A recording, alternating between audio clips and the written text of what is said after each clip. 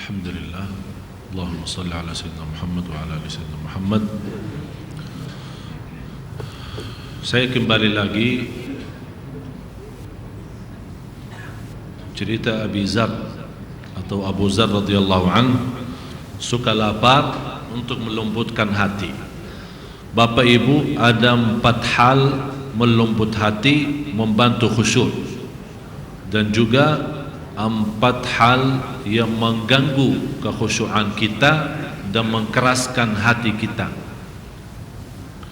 Yang pertama yang melembutkan hati kita, sedikit berbicara, artinya lebih banyak diam daripada berbicara. Malah bicaraannya dia lebih banyak kepada zikir. Sebagaimana saya pernah bawakan cerita salah satu orang tabi'in, namanya Ar-Rabi' bin Khuthaim rahimahullah. Kalau saya bilang tabi'in, itu mereka berjumpa dengan sahabat tapi tidak berjumpa dengan Rasulullah SAW. Ini Al-Imam Ar-Rabi' bin Khuthaim, gurunya Abdullah bin Mas'ud radhiyallahu anhu, sahabat Rasulullah. Apa sifatnya Imam Rabi' ini? Saking mulia dan luar biasa takwaannya, kalau kita duduk sama dia 1 tahun, coba bayangkan Bapak Ibu, kita duduk sama dia 1 tahun, dia tidak bakal mulai berbicara. Bapak Ibu terbayang enggak? Kalau kita duduk sama dia 1 tahun, dia tidak bakal mulai berbicara, hanya jawab pertanyaan, apa kabar? Baik, assalamualaikum, waalaikumsalam, itu saja. Menurut saya, kalau ada orang seperti ini, dianggap orang itu tidak normal. Pasti dia lagi sakit jiwa kalau dia lebih banyak diam. Tapi kalau ada orang yang enak ngobrolnya, senang berbicaraannya, kalau sama kawan ini enak, ngobrolnya lama, tidak pernah bosan, padahal isinya dosa. Jadi yang melembutkan hati berbanyak diam dan sedikit berbicara. Malah berbicara kita berhati-hati, tidak berbicara sembarangan. Yang kedua yang melembutkan hati dan membantu khusyuk, tidak banyak bergaul. Bergaulan, apalagi bergaulan yang enggak jelas. Kemarin ada sekelompok, ya saya namakan kelompok ibu-ibu, satu tim, bukan timnas ya, tapi tim ibu-ibu. Mereka Masya Allah aktif. Kalau soal majlis ta'lim, Masya Allah, soal pengajian, Masya Allah. Tapi kalau mereka sudah sendirian di luar, jauh dari suaminya, jalan-jalan ke pantai atau ke mall atau ke mana, subhanallah, bukan subhanallah, na'udzubillah, sudah bukan hanya bebas, terlalu bebas. Seolah-olah mereka bukan anak kecil. Mereka sudah dewasa, sudah faham, mereka masing-masing sudah punya suami, punya anak. Malah pernah di antara mereka, tolong Syekh kasih istri Syekh ikut sama kita. Saya bilang enggak, tidak boleh. Macam ibu-ibu begini tidak boleh, saya tidak izinkan istri ikut seperti itu. Jadi kadang-kadang kita tidak berhati-hati dengan gaulan kita. Seolah-olah kita ikut majlis ta'lim, ma'murkan majlis ta'lim, soal gaulan itu urusan lain. Lakum dinukum waliyadin, ini agama, ini dunia. Ustaz, jangan salah, kita tidak ikut campur di sini. Ini urusan gaulan, senang-senang ke mall, rame-rame. Maka kalau dia berketawa di satu restoran, di ujung restoran kedengaran suaranya. Ini persoalan barangkali Bapak Ibu menjadi sebuah kebiasaan. Tapi tambah kita sadar, lama-lama kita sebagai pemimpin di rumah, sebagai suami, lama-lama terhilang rasa cemburu, menjadikan istrinya biasa-biasa saja. Dia gampang bergaul. Malah Rasulullah SAW pernah membawa sebuah ancaman hadis. Ada seorang, ya Rasulullah, bagaimana kalau ada orang sebagai ponakan keluarga, hamu itu ponakan, tapi bukan muhrim kan? apakah dia boleh masuk dalam rumah kita ya Rasulullah? Karena di dalam rumah kita ada anak kita yang sudah besar, terus dia datang tiba-tiba masuk gaul. Apakah boleh secara bebas? Kata Rasulullah SAW, tidak boleh. Alhamu al-maut, lebih baik masuk kematian daripada bertemu dengan orang yang bukan muhrim. Tapi karena kita sudah terbiasa, malah kita punya anak dibiarkan. Alasannya apa? Oh, ini bunakannya saja, bunakan katanya. Dia gaul bebas, pergi makan sama-sama di restoran sama-sama, malah dijemput antar kemana-mana secara bebas. Dan hal ini yang membuat kita lama-lama tambah sadar susah mengkontrol anak kita sendiri.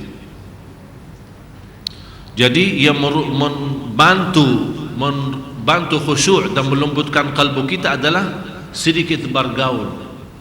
Apalagi bergaul sama orang yang tidak menambah iman kita, malah justru merusak iman kita. Seperti orang begitu kita keluar dari majlis ta'lim, ayo kita jalan. Maaf, saya baru habis pengajian, saya tidak mau ke tempat maksiat.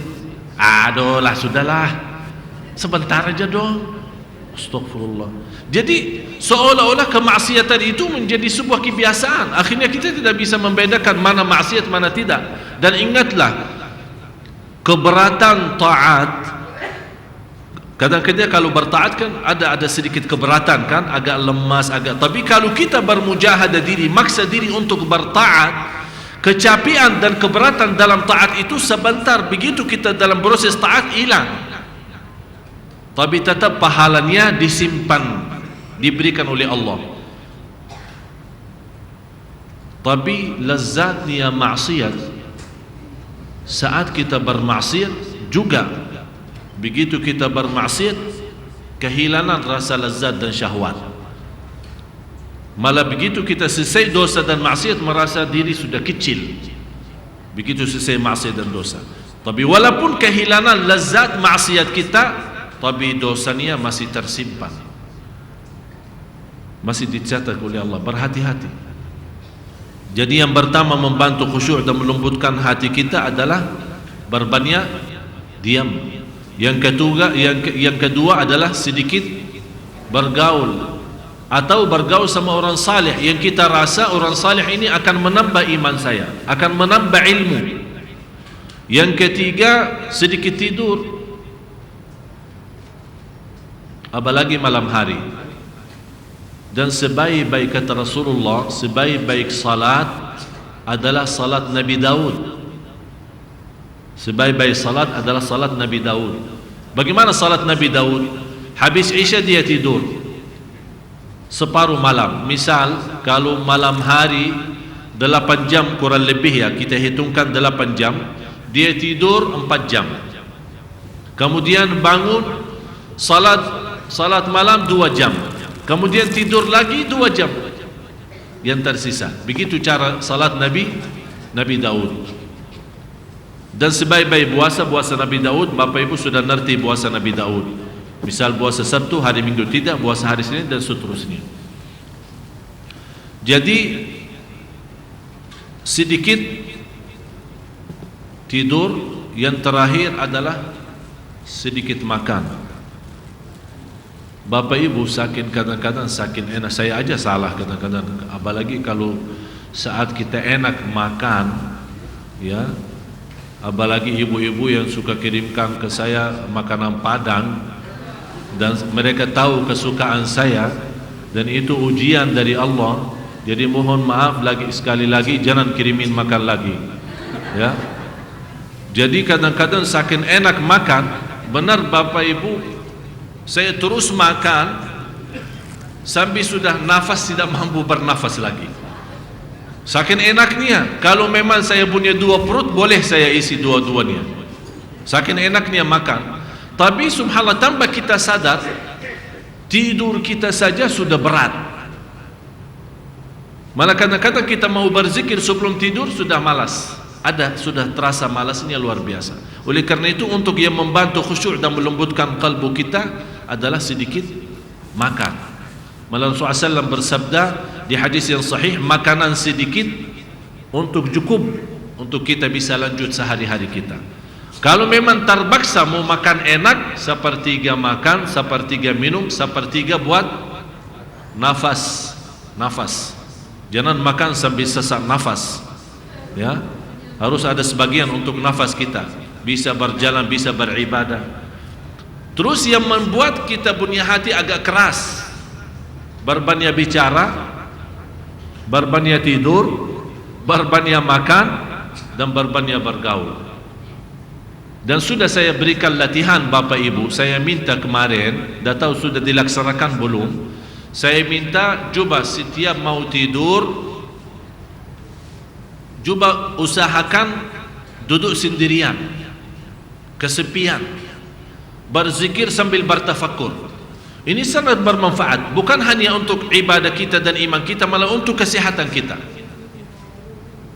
Jadi Abu Dzar suka lapar karena melembut hati, wa suka sakit liyakhiffa dhanbi, karena kesakitan, kesabaran atas kesakitan menghapus dosa. Kenapa dia suka sakit? Agar dihapus oleh Allah dosanya. Kemudian suka mati. Kenapa wahai Abu Dzar? Rasul ditanya, kenapa kamu suka mati? Kata beliau, aku suka mati karena aku ingin jumpa dengan Allah. Aku ingin jumpa dengan Allah. Sekarang pertanyaan saya, dengan ayat ini, setiap jiwa bernyawa akan merasakan mati. Kira-kira kalau kita terpilih untuk mati, apakah sanggup? Ini sekarang Abu Dzar berkata, aku suka mati karena aku ingin jumpa dengan Allah. Sekarang pertanyaan saya, apakah kita ingin jumpa dengan Allah atau malu jumpa dengan Allah? Hah? Ingin, betul, berarti siap.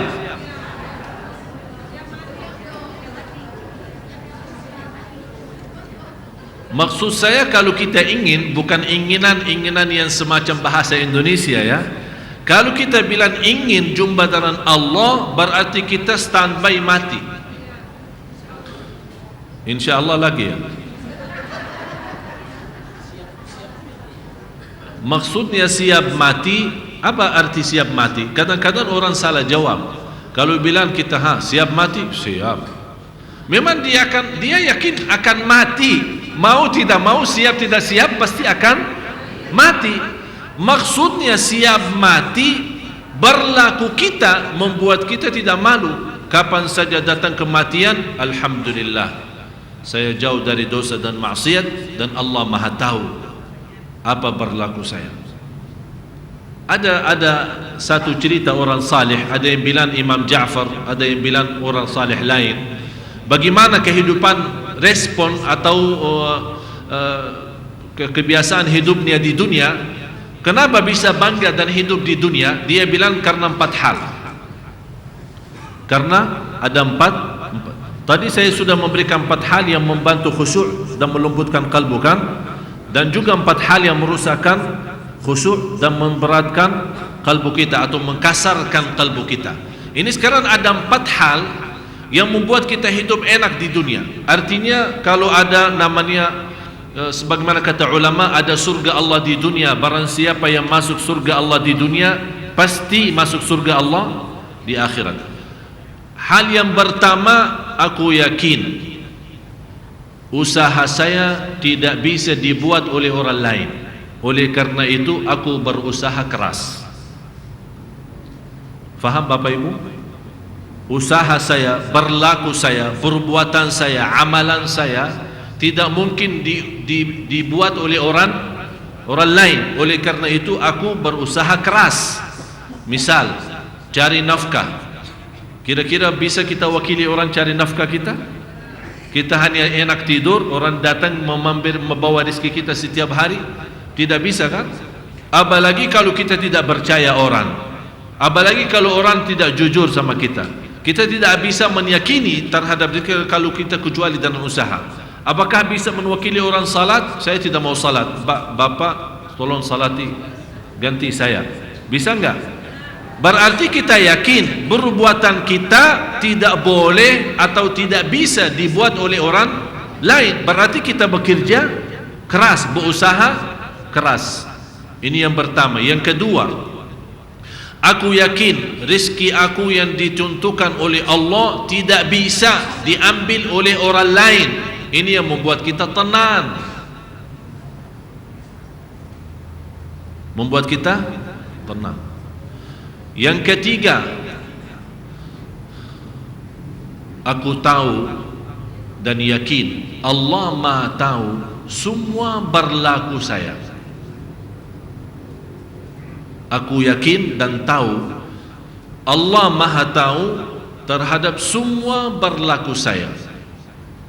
Sejarah lahir, batin, sembunyi, terang-terangan, Allah Maha tahu.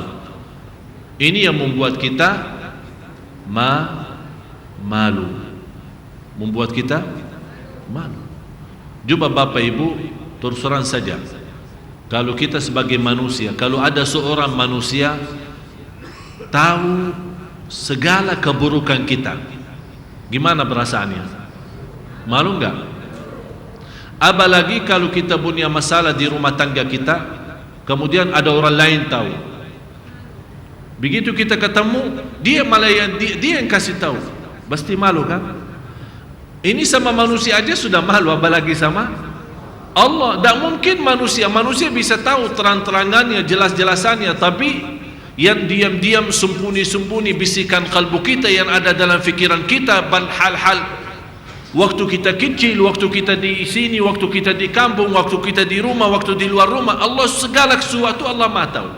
Ini membuat kita malu. Mudah-mudahan dalam perasaan malu kita terhadap Allah menyempurnakan iman kita, karena Rasulullah bersabda, al-haya'u minal iman. Malu itu adalah sebagian dari iman. Tapi malu bagaimana malu? Sekarang Bapak Ibu katanya orang, sekarang saya bertanya, Bapak Ibu malu enggak sama Allah? Semua jawab malu, tapi masih berlaku dosa maksiat. Maksudnya malu bukan kita malu Allah melihat kita berdosa dan maksiat, atau atas dosa dan maksiat yang kita lakukan masa lalu. Maksudnya malu, kita berusaha mewujudkan sebuah malu yang membuat kita tidak berbuat dosa dan maksiat. Sepertinya contoh, apakah ada orang berani naik mimbar atau duduk di kursi ini dan mulai ceramah menceritakan aibnya dan dosanya sejak kecil sampai sekarang? Enggak kan? Siapa yang berani? Malu kan? Berarti kita malu ditahu sama orang, berarti kita berusaha tutupi. Ini malu yang saya harap diwujudkan di hadapan Allah. Kalau memang kita punya sebuah keburukan, kita segera bertaubat dan kita berusaha menutupi diri agar tidak berbuat dosa dan maksiat lagi. Inilah namanya malu yang betul-betul membawa kita sempurna iman. Terus yang keempat, aku yakin akan mati dan aku selalu bersiap diri. Ini yang membuat kita hidup nikmat di dunia. Saya ulang lagi. Yang pertama apa? Usaha perbuatan saya tidak mungkin dibuat oleh orang lain. Oleh karena itu saya bekerja keras, soal dunia maupun soal akhirat. Yang kedua, aku yakini rezeki yang ditentukan oleh Allah tidak akan mungkin diambil oleh orang lain. Ini yang membuat saya tenang. Segala berlaku saya, aku yakin Allah Maha tahu segalanya. Aku malu, dan malu itu mudah-mudahan membawa kita sempurna iman. Yang terakhir adalah aku yakin akan mati dan saya berusaha dan sibuk bersiap-siap untuk menghadapi kematian.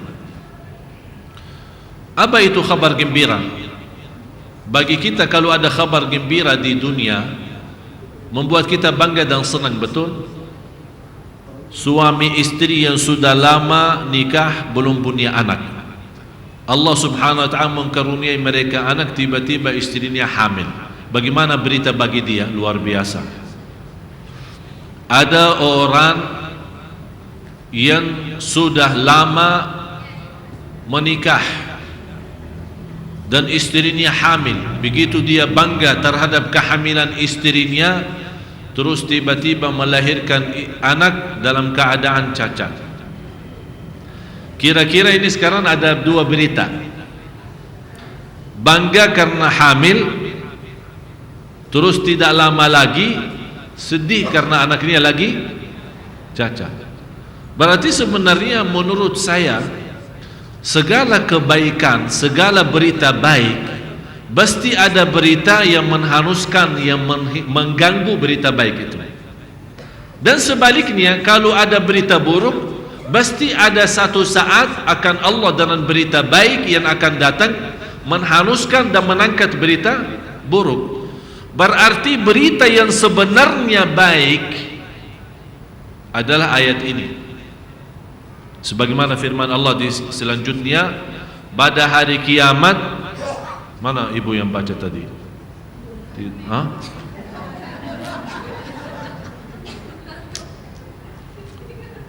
Ini tanda banyak qiyamul lail, Masya Allah.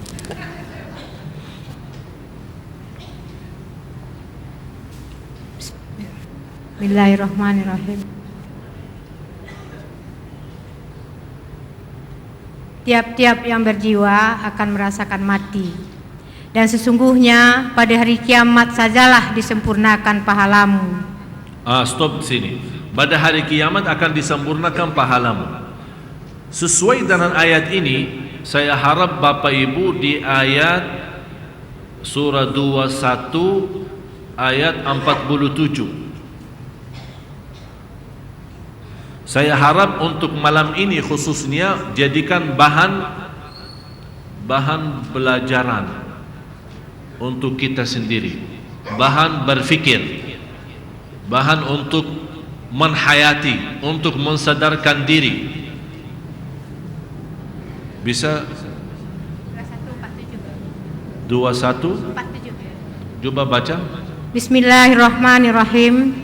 Kami akan memasang timbangan yang tepat pada hari kiamat, maka tiadalah dirugikan seseorang barang sedikit pun.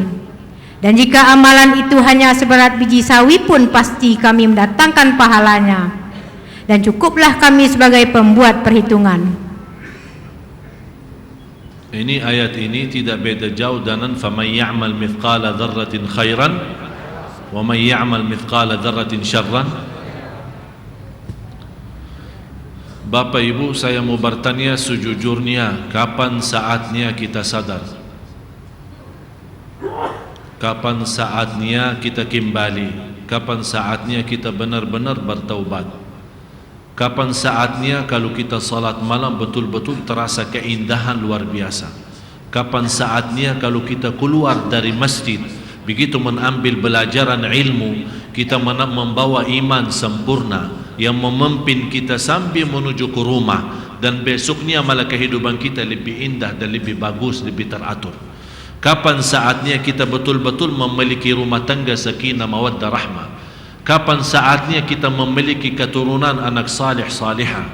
Kapan saatnya kita menghabiskan banyak waktu untuk membaca kitabullah? Kapan saatnya kita siang hari walaupun di musim panas kita berusaha berpuasa? Kapan saatnya walaupun kita capek malam hari kita mengutamakan salat malam dan bercurhat, bermunajat kepada Allah Subhanahu wa taala, tumbahkan segala persoalan bermasalahan kita walaupun orang lain mencaci maki kita. Kapan saatnya kita betul-betul ingat segala sesuatu yang kita miliki adalah milik Allah, harta kita, rizki kita semuanya titipan Allah Subhanahu wa taala. Kapan kira-kira Bapak Ibu? Ini semua ayat-ayat Al-Quran. Salah satunya juga di sini, sebagaimana Allah Subhanahu wa taala berfirman, kabar gembira yang sebenarnya, faman zuhziha 'anil nari wa udkhilal jannata faqad faz. Tolong Ibu lanjut ayat itu yang tadi 185.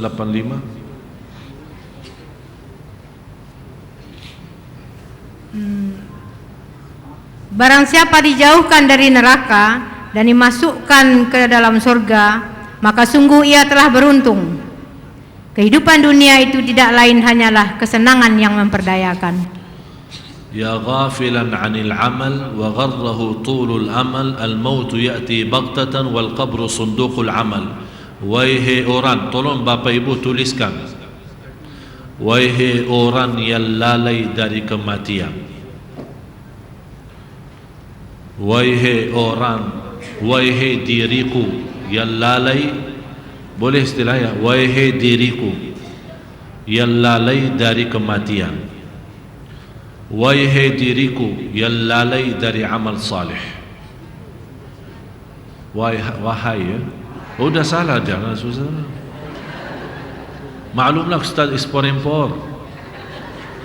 Wahai orang-orang yang lalai dari kematian. Atau kita berbicara sama diri, ya, sebelum tidur tolong bawa cerita ini, ya. Wahai diriku yang lalai dari kematian. Wahai diriku yang lalai dari amal salih. Wahai diriku yang tertipu dengan dunia, masih terlalu banyak harapannya, masih panjang umur, masih banyak urusan, itu namanya tertipu sebenarnya. Wahai diriku yang tertipu oleh dunia, ingatlah wahai diriku, kematian itu akan mendadak datang. Tambah diberitahu, tambah ada info, tambah ada tanda-tanda. Jadi kita ingatkan diri, wahai diriku, kematian akan datang tiba-tiba, mendadak. Ingat wahai diriku, kuburan adalah kotak amal. Kuburan adalah kotak amal. Ini sekarang ada kotak amal kan? Ada kotak amal kan? Biasa kita isi ini. Sebenarnya kotak amal hakiki yang benar adalah kuburan. Apa yang kita isi di dalam kuburan itu yang akan nanti nampak, itu yang akan keluar. Jadi Bapak Ibu kalau baca Al-Quran sebenarnya lagi isi kotak amal, lagi bersedekah walaupun kotak Sunda Kelapa, tapi sebenarnya kita isi kotak kuburan. Karena dia bentuknya kan kotak kan, berarti sebenarnya kuburan itu kotak amal kita yang benarnya. Oleh karena itu Bapak Ibu, saat kita bersedekah, saat kita beramal salih, ingatlah harus kita berusaha ikhlas, karena kuburan itu tambat kita ketemu amal salih kita. Bukan hanya di akhirat, nanti di akhirat Bapak Ibu pasti lebih mulia. Jadi kita ingat, dunia ini Bapak Ibu jangan harap balasan dari Allah. Orang berbuat amal salih, Allah melipat ganda 10 kali lipat kan? Sekarang karena orang-orang lagi susah, katanya suruh bersedekah, akan Allah ganti 10 kali lipat. Dia sekarang berfikir kalau bersedekah 100.000 akan Allah ganti 1 juta. Walaupun betul Allah ganti 1 juta, tapi itu Bapak Ibu bukan namanya balasan pahala dari Allah. Itu namanya berkah keikhlasan taat kita. Pahalanya kapan? Kapan dibalas? Nanti di alam kubur kita dapat cahaya amal salih kita yang menari kehidupan kita. Nanti di hari akhirat Allah balas. Jadi kita nanti sendiri akan melihat dengan mata kita sendiri sejauh mana amal salih kita dilipat ganda oleh Allah. Malah ada orang datang, ya Allah, Allah tunjukkan, ini amalmu. Dia lihat seperti tinggi gunung-gunung. Ya Allah, saya tidak pernah berlaku seperti ini. Saya tahu diri memang beramal salih, tapi tidak sebanyak ini. Kata Allah Subhanahu wa taala, memang tidak sebanyak ini, tapi karena engkau pas beribadah ikhlasnya luar biasa, aku nerima ibadahmu dan aku pelihara dan tanamkan sambil menjadi seperti ini. Itu semuanya berkah ibadah kita. Berarti Bapak Ibu, kalau dapat rizki yang berkah karena kita taat, kalau kita dapat jodoh yang baik karena kita taat, kalau kita dapat usaha yang lancar karena kita taat, ini semuanya namanya berkah taat kita. Sebaliknya, kalau kita dapat sebuah cobaan, sebuah musibah, berita buruk yang mengganggu aktivitas kita, anak bandal, suami kadang-kadang macam-macam, istrinya tak jelas. Ini semuanya namanya keburukan maksiat kita. Malah kata Imam Al-Hasan Al-Basri, kalau saya tahu apakah berdosa dan maksiat, saya melihat akhlak istri dan binatang. Binatangnya, karena orang dulu kan naik kuda, naik unta. Dia bilang kalau kuda dan unta saat saya menjadikan kendaraan untuk berjalan, kalau dia lagi tidak stabil, tidak tenang, saya ingat bukan salah dia, dosa apa yang saya lakukan sambil kendaraan saya tidak tenang. Dosa apa yang saya lakukan sambil istri saya tidak mau turuti. Dosa apa yang saya lakukan di hadapan Allah, barangkali dosa lalu yang kita lupa, sambil akibatnya menuju kepada anak kita. Ya Allah, ada apa? Sekarang kita kadang-kadang suka salahin anak kita, anak nakal, anak bodoh, anak bermacam-macam. Ibu sudah capek, bapaknya sudah capek, kamu masih begini mulu. Tapi sebenarnya yang membuat dia, yang seharusnya kita sebelum melemparkan kesalahan kepada seorang, harus kita tanya diri, ya Allah, dosa apa yang saya lakukan sambil anak saya seperti ini? Kalau masih kita ingat dosa itu, berarti kita segera bertaubat. Kalau kita lupa dosa berlaku kita, tetap juga beristighfar dan taubat. Ya Allah, jangan menjadi bandal anak saya dan nakalnya anak saya akibatnya dosa lalu saya. Jadi sebenarnya berita yang luar biasa bagi kita adalah faman zuhziha, yang dijauhkan oleh Allah dari neraka dan dimasukkan dalam surga. Itu baru kabar gembira, itu baru kabar baik bagi kita semua. Saya minta Bapak Ibu malam ini ayat surah 21 ayat 47 jangan dilupakan. Ada seorang, saya tutupi, ada dua cerita. Ada seorang bertanya, Al-Imam Ibrahim Ibnu Adham, tuliskan Imam Ibrahim Ibnu Adham, ini salah satu imam sufi, ulama besar. Ditanya, wahai imam, kenapa kita berdoa tapi tidak diterima doa kita? Kenapa kita berdoa tapi kita rasa Allah belum ijabah? Kenapa kita berdoa tapi kita selalu merasa Allah belum kabulkan? Beliau menjawab, jangan lupa namanya Al-Imam Ibrahim Ibnu Adham, Ibnu Adham, salah satu ulama sufi. Dia menjawab, li'annakum araftumullaha falam tuti'uh, karena kita tahu Allah sebagai Tuhan kita tapi kita tidak benar-benar bertaat. Dan saya sudah jelaskan taat itu apa yang dimaksud adalah taat dalam rasa cinta, bukan taat dalam rasa terpaksa. Seolah-olah kita mau salat karena takut dihukum dan neraka, kita mau salat karena takut menjadi kafir. Kalau tidak, berarti kita menjalankan ibadah sebenarnya agar berlepas tanggung jawab, bukan karena ada rasa cinta kepada Tuhan kita Allah Subhanahu wa taala. Karena araftumullah, sudah mengenal Allah sebagai Tuhan kita tapi kita tidak bertaat sebenarnya. Wa araftumur rasula falam tattabi'u, sudah mengetahui Rasul itu siapa, Nabi Muhammad, sudah mengenal beliau sebagai utusan Allah, malah kita cinta Rasulullah padahal kita belum pernah jumpa, tapi kita tidak pernah mengikuti beliau secara total. Artinya dari sisi akhlaknya, dari sisi sikapnya, apalagi dalam urusan rumah tangga kita.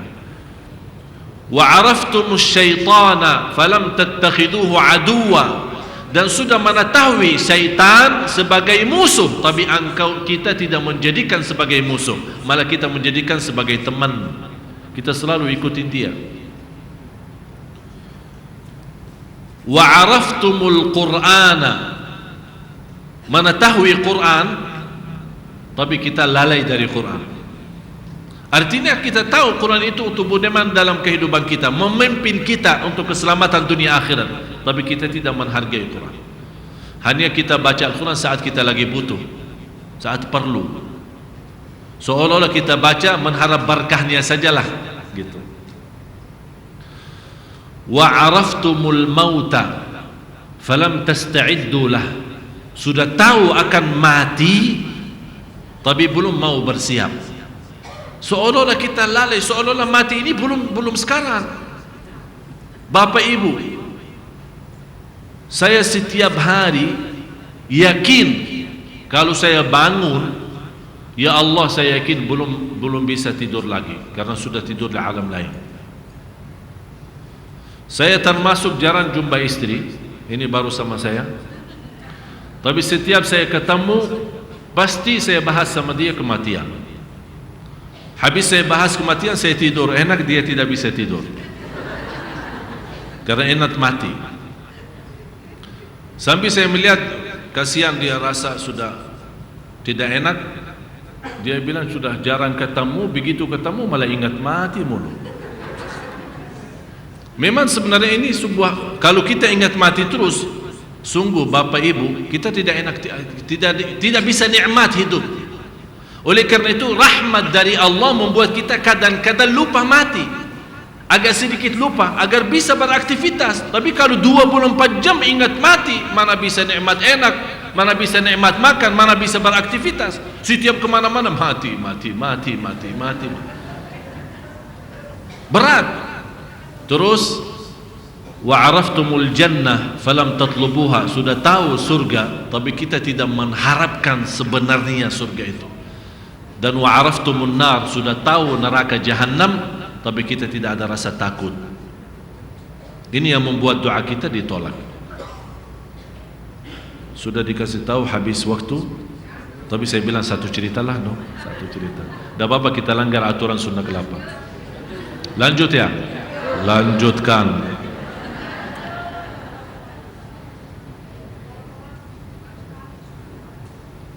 Sebenarnya ini cerita sudah lama, sudah lalu, sudah bertahun-tahun. Ini cerita terjadi di Arab. Ada seorang wanita pas di hari pernikahannya. Biasa kalau di Arab acara pernikahan beda sama akad nikah. Kalau di sini akad nikah misal pagi, pestanya malam kan? Kalau di sana enggak. Kalau akad nikah bisa 1 tahun sebelum pesta. Kenapa? Karena di sana tidak ada namanya pacaran. Dan saya sarankan kepada banyak jamaah, salah satu cara untuk kita mengatasi masalah kita seperti masalah pacaran termasuk dosa besar, saya bilang kenapa tidak disisihkan seperti di Arab. Mereka akad sudah sah suami istri, tapi tidak boleh sendirian berdua, harus ada muhrim, ibunya atau siapa. Tapi sudah mereka boleh salaman karena sebagai ini, boleh duduk misal di rumah orang tua yang perempuan, duduk di rumah ngobrol-ngobrol sambil malam karena sudah namanya suami istri. Tapi tidak boleh sendirian karena belum memenuhi masalah syarat untuk buat pesta, memberitahu banyak orang. Jadi selama dalam 1 tahun ini mereka sebenarnya saling mengenal. Kalau memang sudah cocok, lanjut. Kalau tidak, pisah. Sekarang kita melihat apa? Bebas pacaran. Habis itu barangkali ya tidak semua sama ya, tidak semua sama. Tapi ada juga, malah saya hari ini ketemu seorang yang datang minta tolong jalan keluarnya karena dia berbuat sebuah kesalahan, pacaran sama seorang wanita sampai dia bisa hamil. Sekarang dia mencari jalan keluar. Sampai saya nasihati, dia bilang tolong sudah cukup, jangan banyak nasihat karena saya sudah sampai rasa mau bunuh diri lebih baik daripada hidup. Terus saya mau bilang apa? Ini akibatnya kita terlalu bebas. Indonesia yang terkenal negara yang terbesar Islam, tapi mohon maaf dalam hal ini terlalu bebas. Memang kita sudah mendidikkan anak kita menjadi anak baik, tapi Bapak Ibu, apakah ada yang pernah mendidikkan syaitan menjadi syaitan baik? Ada yang pernah didikkan syaitan jadi baik? Kalau anak kita salih, yang wanita juga salihah, siapa yang menjaminkan syaitan juga salih? Kalau mereka lagi berdua, dalam mobil atau saya senang di Brunei kemarin, saya punya kenalan satu orang, dia cerita, saya bilang mana kakak? Dia bilang kakak saya ditangkap polisi karena bertemuan di satu mobil, mereka dan orang itu dan seorang wanita bukan muhrim, ditangkap masuk penjara 6 bulan. Ini di Brunei, bukan di Arab Saudi, bukan Makkah Madinah, di Brunei dekat sini. 6 bulan masuk karena berduduk di satu mobil dengan wanita bukan muhrim. Berarti Indonesia tidak akan mampu menyelesaikan masalah ini kalau tidak ada aturan atau undang-undang yang menyelesaikan masalah ini. Jadi ada wanita, maaf saya keluar dari cerita ini, tapi yang membuat tertarik cerita ini wanita salihah. Pas acara pernikahan, malam hari habis maghrib dia sudah disiapin sama ibunya, sama adik-adiknya yang perempuan siapin. Ya biasa kalau wanita mau nikah kan perhiasannya luar biasa ya.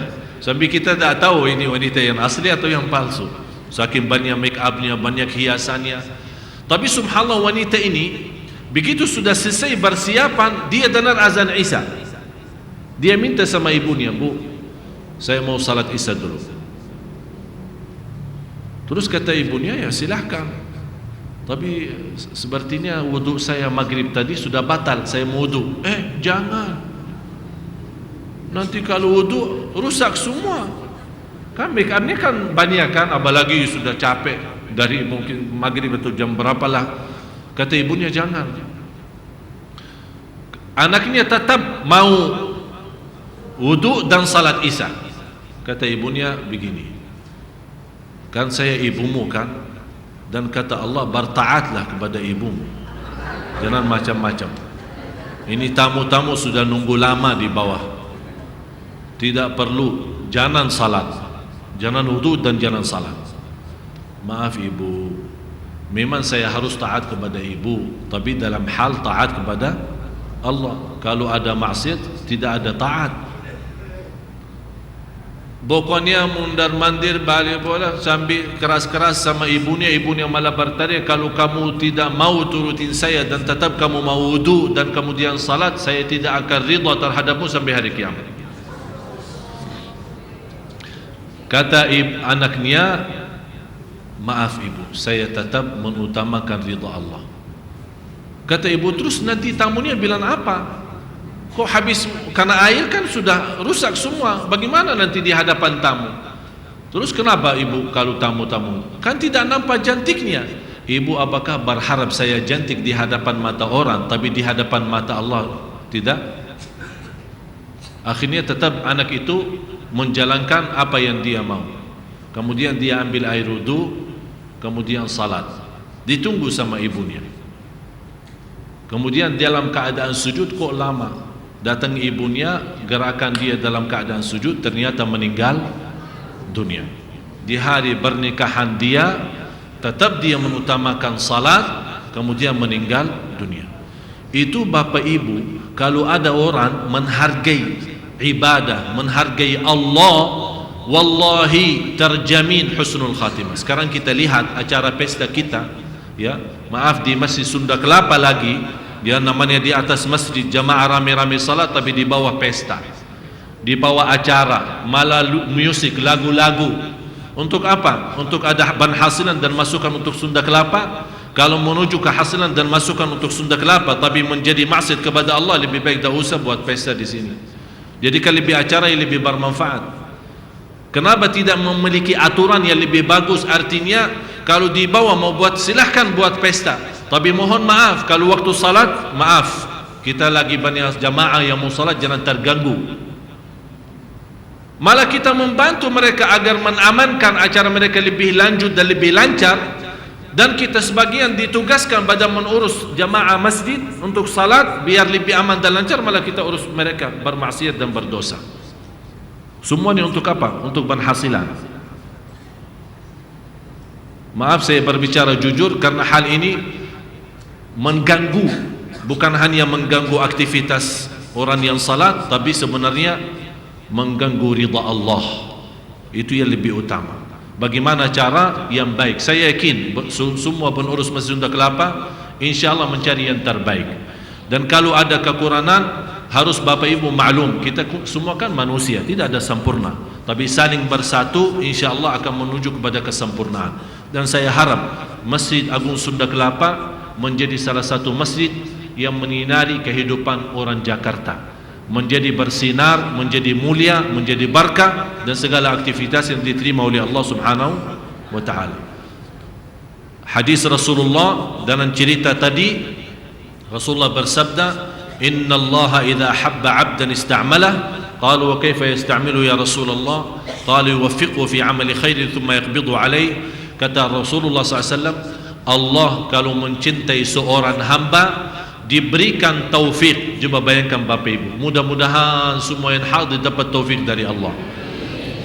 Kalau Allah, kata Rasulullah di hadis yang dihasankan oleh ulama, kata Rasulullah, barang siapa yang dicintai Allah akan diberikan taufiknya untuk laksanakan amal ibadah dan dicabut niyawahnya saat ibadah itu. Faham Bapak Ibu? Allah mencintai seorang akan buka pintu taufiknya agar melaksanakan sebuah ibadah. Saat dia beribadah, Allah perintahkan malaikatul maut cabut nyawanya. Itu namanya apa? Husnul.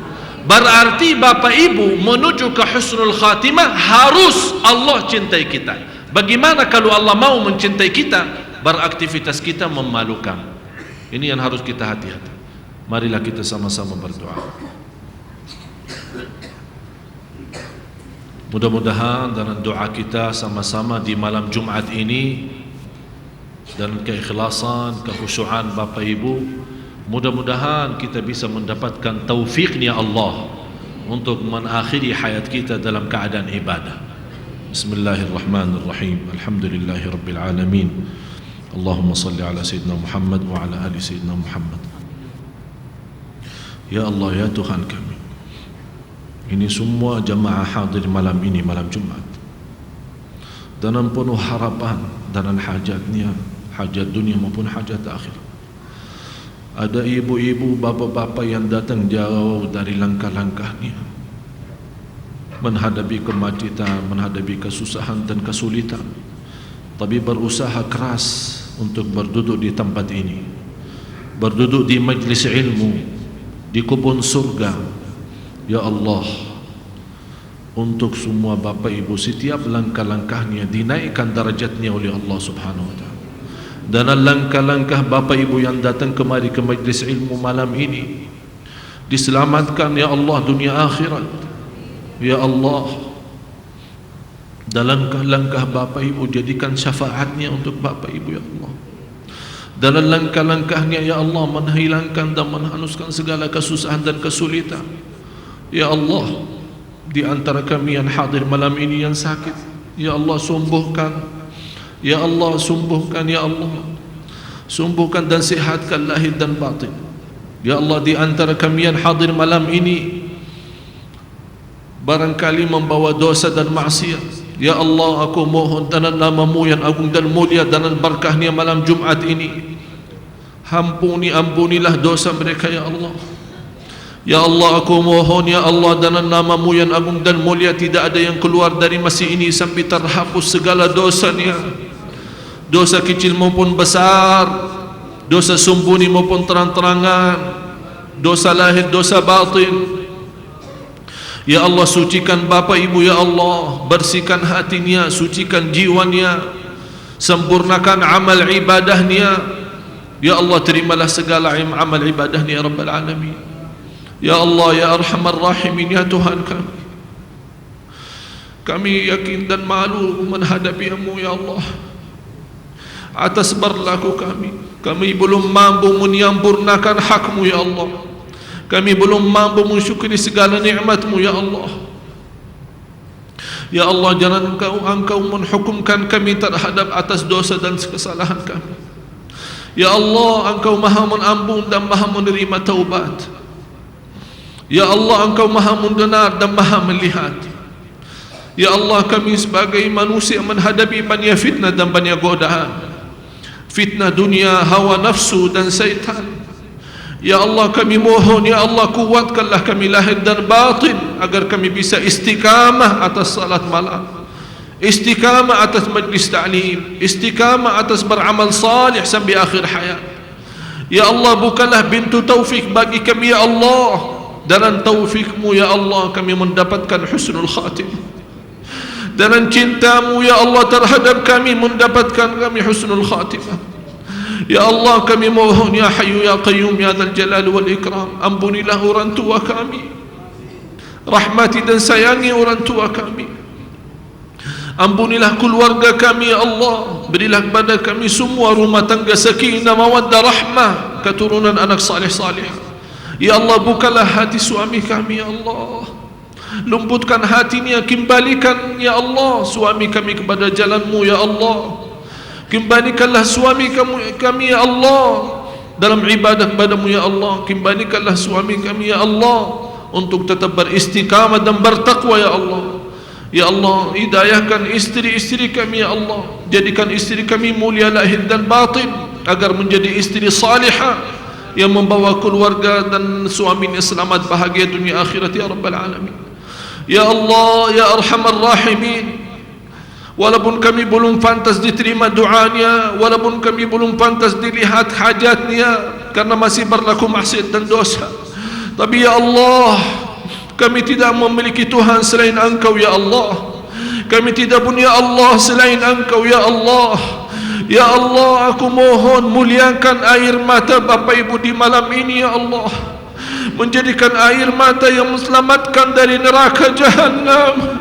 Karena Rasul-Mu sallallahu alaihi wasallam bersabda, barang siapa yang menangis karena takut kepada Allah dan menangis karena Allah, diharamkan masuk neraka. Ya Allah, setiap tetes air mata, Ya Allah, dari mata Bapa Ibu di malam ini membawa kami selamat dunia akhirat, diharamkan dan dijauhkan oleh Allah dari neraka Jahannam. Ya Arhamar Rahim, rahmatilah kami, Ya Allah. Kami sangat membutuhkan rahmat-Mu, Ya Allah. Engkau Maha Kasih Sayang, Ya Allah. Kami menghadapi banyak masalah, Ya Allah. Masalah dalam rumah tangga, masalah sama suami, masalah sama istri, masalah sama anak, masalah dalam urusan rezeki. Ya Allah, rahmatilah kami. Dalam rahmat-Mu, Ya Allah, kami mampu mengatasi segala masalah kami, Ya Allah. Karena rahmat-Mu seluas bumi dan langit, Ya Allah. Ya Arhamar Rahimin, Ya Arhamar Rahim. Hidupkanlah kami dalam keadaan iman, wafatkanlah kami dalam keadaan Islam, dan akhiri hayat kami dalam husnul khatimah. Ya Allah, kami belum tahu berapa sisa umur kami, tapi Ya Allah, kami mohon, berilah kepada kami kekuatan agar mengisi apa yang Engkau ridha, Ya Allah, dalam sisi umur kami, Ya Allah. Berilah kekuatan, Ya Allah, agar kami berusaha mengisi yang terbaik dalam kehidupan kami yang tersisa, Ya Allah. Ya Allah, berilah kepada kami kekuatan lahir dan batin agar mengisi sisi umur kami dalam taqwa dan ibadah kepada-Mu, Ya Allah. Di antara kami ada yang tersisa satu malam, ada yang tersisa bulan, ada yang tersisa setahun, ada yang tersisa lebihnya. Ya Allah, masing-masing kuatkanlah kami, Ya Allah, agar kami berusaha sebagaimanapun masa sisa umur kami berusaha lahir dan batin, pagi dan siang malam untuk mengisi dalam taqwa dan taat kepada-Mu, Ya Allah. Ya Allah, pimpinlah kami, Ya Allah, karena selama ini kami sangat memerlukan pimpinan-Mu, Ya Allah. Karena selama ini belum ada yang mampu memimpin kami, Ya Allah, selain Engkau, Ya Allah. Pimpinlah kami, Ya Allah, menuju kepada jalan yang lurus, jalan yang lurus dunia, jalan yang lurus di akhirat, Ya Rabbal Alamin, Ya Arhamar Rahimin. Ya Allah, Engkau Maha tahu apa isi hati Bapa Ibu di saat ini, yang ikhlas dan khusyuk. Ya Allah, muliakan keikhlasan Bapa Ibu malam ini menjadi ikhlas yang membawa syafaat bagi kami, Ya Allah.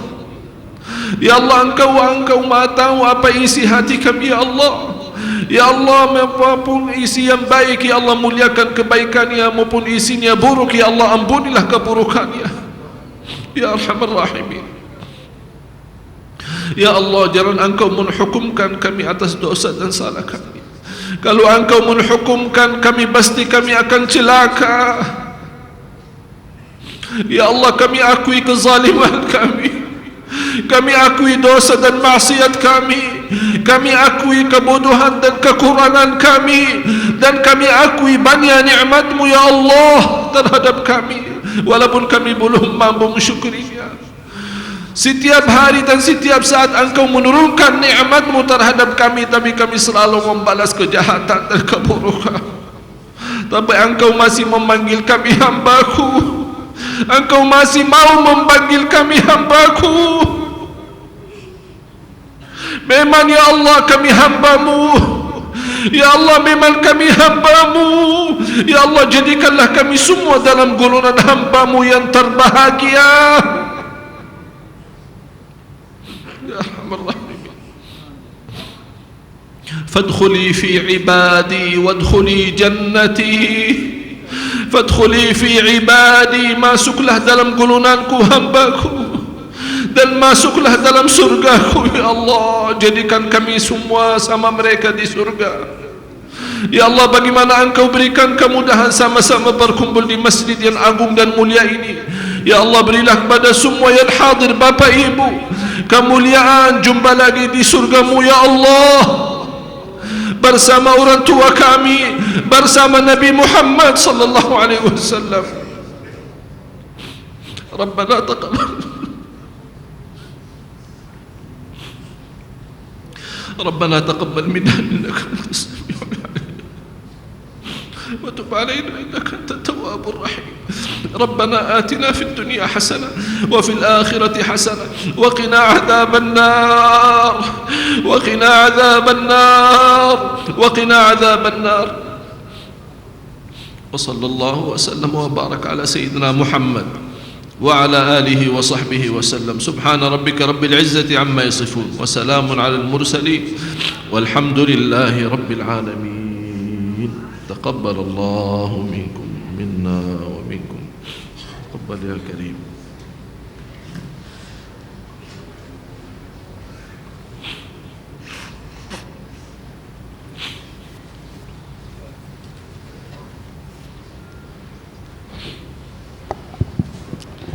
Baiklah para jemaah sekalian, demikianlah pengajian studi Al-Quran kita pada malam hari ini.